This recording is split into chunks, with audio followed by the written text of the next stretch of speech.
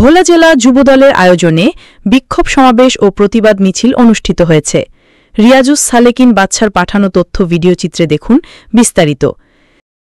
ভোলা জেলা যুবদলের আয়োজনে বিক্ষোভ সমাবেশ ও প্রতিবাদ মিছিল অনুষ্ঠিত হয়েছে। আমাদের সহকর্মী রিয়াজুস সালেকিন বাদশা জানান, স্বাধীনতার ঘোষক, বহুদলীয় গণতন্ত্রের প্রবক্তা, বিএনপির প্রতিষ্ঠাতা চেয়ারম্যান সাবেক রাষ্ট্রপতি জিয়াউর রহমান বীর উত্তমের ছবি অবমাননা, বিএনপির চেয়ারপারসন বেগম খালেদা জিয়া ও ভারপ্রাপ্ত চেয়ারম্যান তারেক রহমানকে নিয়ে আপত্তিকর প্রচারণা এবং বিএনপির বিরুদ্ধে স্বাধীনতা বিরোধী অপশক্তির ঘৃণ্য কার্যক্রমের প্রতিবাদে জেলা যুবদলের বিপ্লবী সভাপতিত্ব আলহাজ জামাল উদ্দিন লিটনের সভাপতিত্বে জেলা যুবদলের সংগ্রামী সাধারণ সম্পাদক আব্দুল কাদের সেলিম ভিপি সঞ্চালনায় বক্তব্য রাখেন ভোলা জেলা বিএনপির সম্মানিত সদস্য সচিব আলহাজ রাইসুল আলম মিয়া।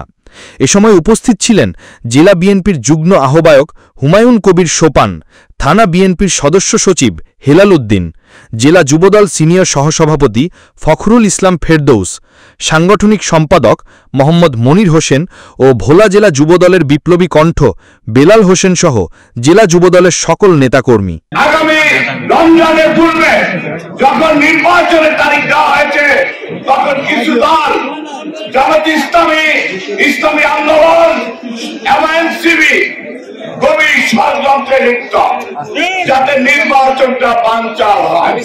আমরা দীর্ঘ 18 বছর ভোট দিতে পারিনি, জনগণ ভোট দিতে পারে নাই, জনগণ ভোটের জন্য আকাঙ্ক্ষা করতেছে।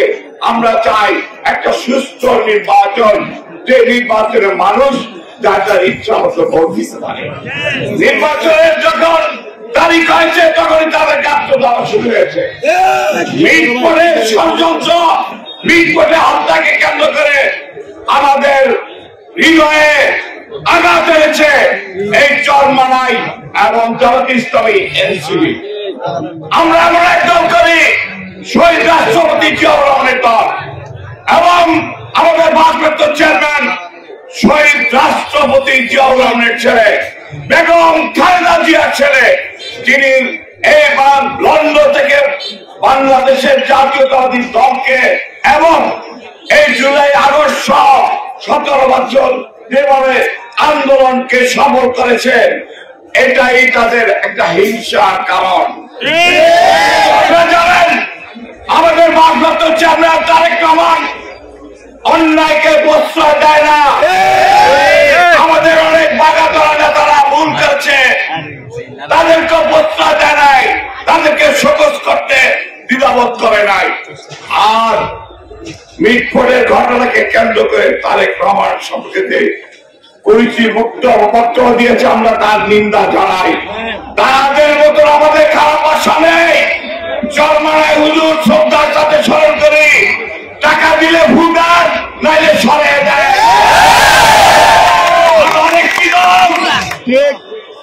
এদেশের স্বাধীনতা বিরোধিতা করেছিল রথকাটা দল।